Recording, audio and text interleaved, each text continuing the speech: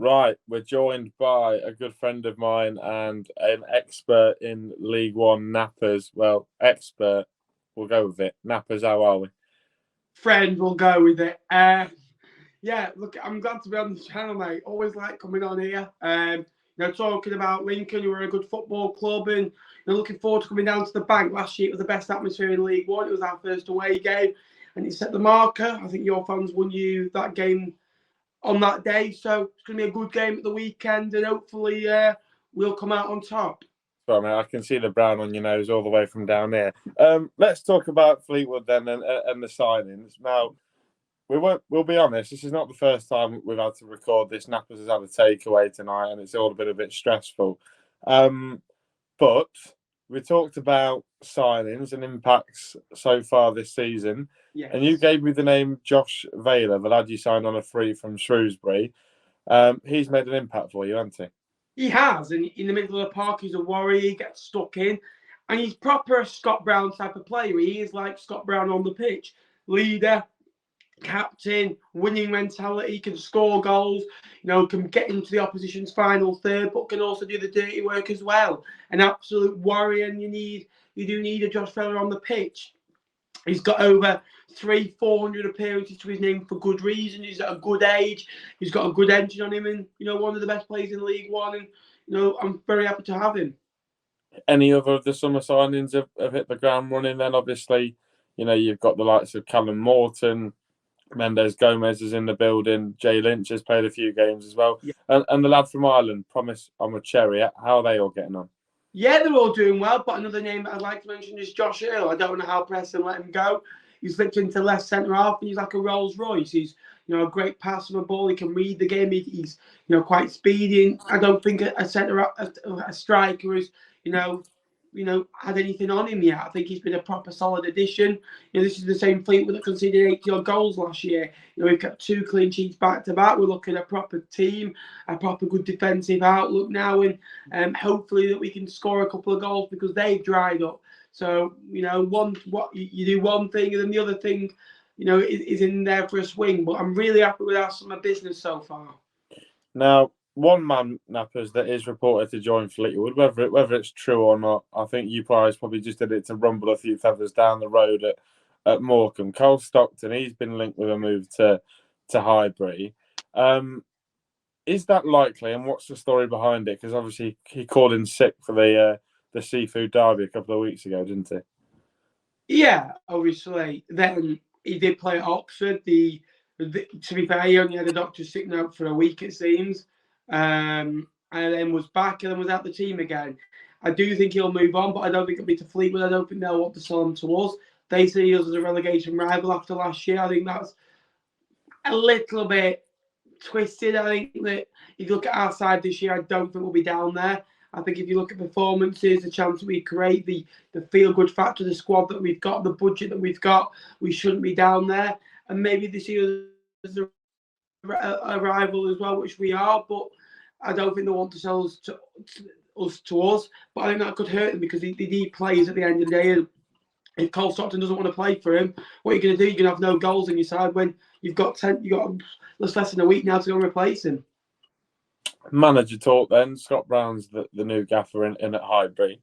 How's he getting on? And does it? I know you've obviously recorded this and you said no, but does it remind you a little bit of the Joey Barton-esque sort of feel? The fact that you're giving a manager his first punt in full-time senior football.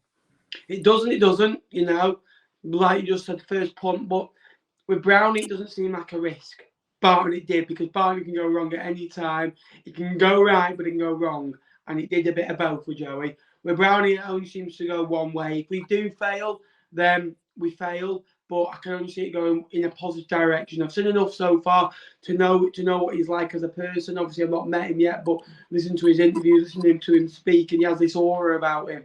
And you know you're in a safe pair of hands. You know it's going to be a bit of stability. You know he's not going to kick off 24/7. You know he's not going to blame the referees every time. And that's what I like. And I like that kind of manager, but also a manager that can get stuck into them at half time, get behind the scenes, talk to them rather than do all the talking in the dressing room to boost his ego. And with Joe, it was always it's my club. It's Joey Barton's Fleetwood Town. At the minute, it is still Fleetwood Town, and Scott Brown is a long part of that, and I'm really excited for the journey. And how is he tactically then? Obviously, he's worked under a host of fantastic managers during his long spell at Celtic. Has he been known to change it up completely mid-game, or are you guys pretty rigid in the formation and where you like to play? He likes playing at a 3, but like a front 3 or 4-3-3. He has hooked players at half time. Brendan Wirry do a couple of times. I think he's had a poor start to the season. I think he's found it hard to adapt. I think he's playing in a role maybe he's not used to a little bit, but he isn't scared of making changes, but he doesn't make too many changes as well, which is good. I think as well, the options that we have at the moment aren't favouring him.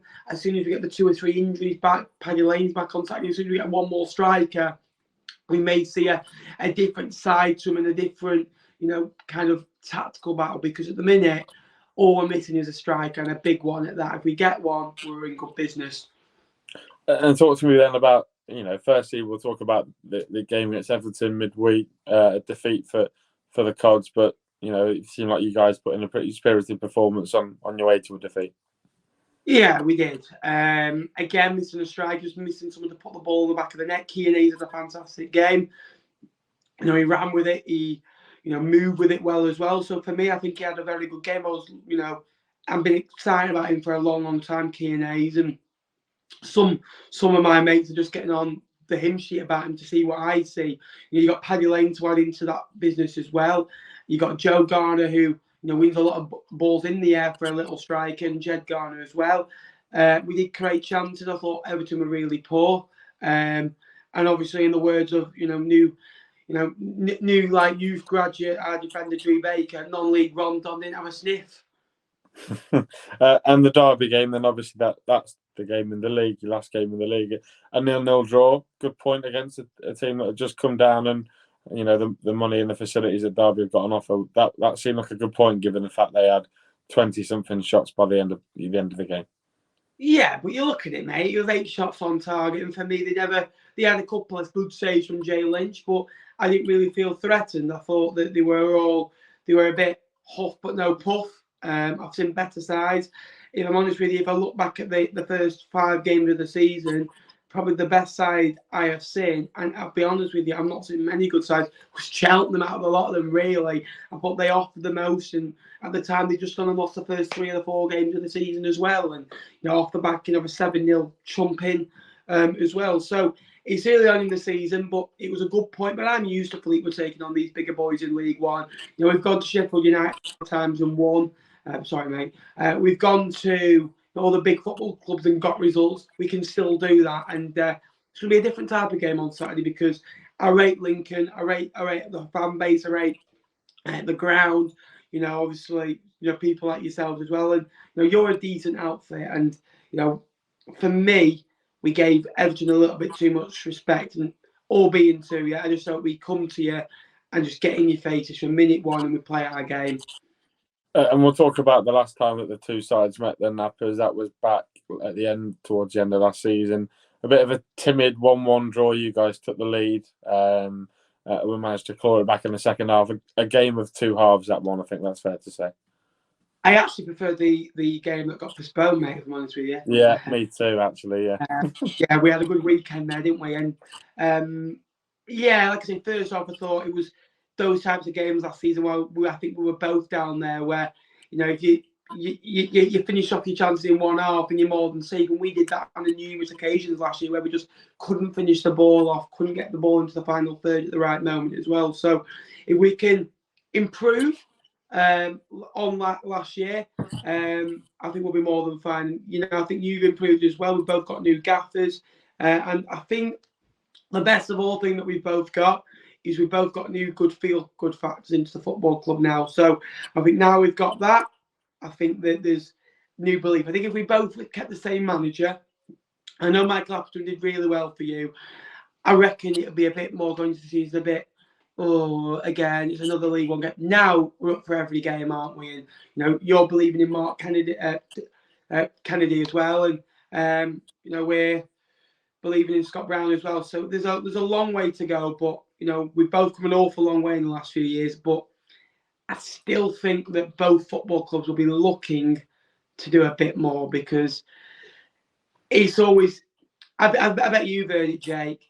Yeah, have Lincoln gone as far as they can go? And we get it with Fleetwood. We both have promotion charges. I don't think that's the case with us, because in League One, anyone can go up, and we have the ownership, the fan bases, to get behind the team, to mount a promotion push.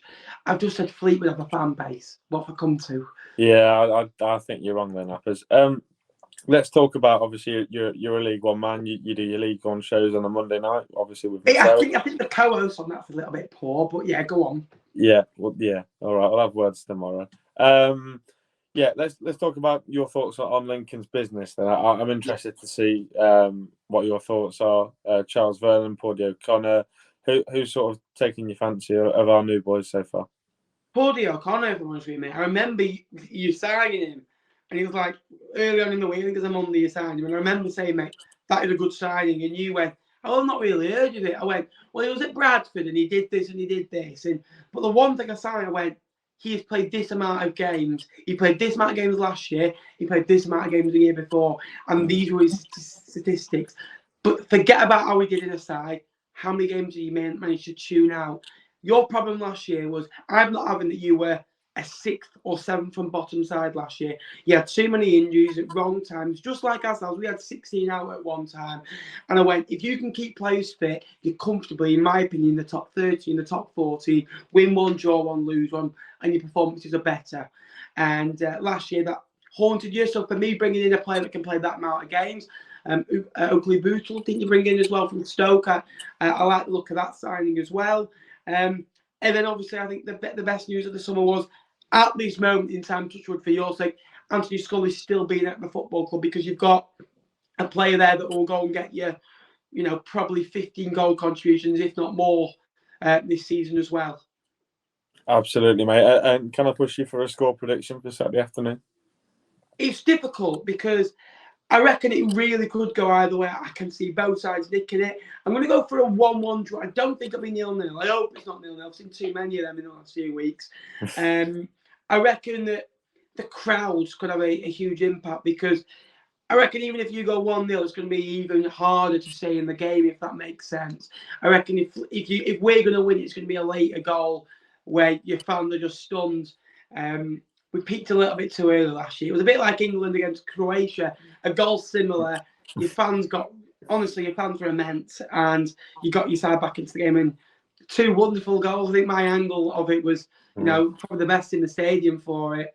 The way that he cut in and smashed it in off the upright. And hopefully it won't be like that, but I'll go for a 1-1 draw. And plug your channel, Nappers, because if these guys don't know who you are, they're about to. Cos Vlogs, we do League One stuff, predictions, we talk about football, we talk about Fleetwood Town, we do vlogs. We're getting a good interview with Jake before the game on Saturday. Don't worry, we'll have subtitles. And yeah, Jake again, is a good lad as well, and he comes on the show as well, giving us his expert analysis on Lincoln and League One as well. And all the League One fans, bar Sheffield Wednesday fans, have taken kindly to him. Right, top man, Nappers, thanks for coming on. No worries, mate.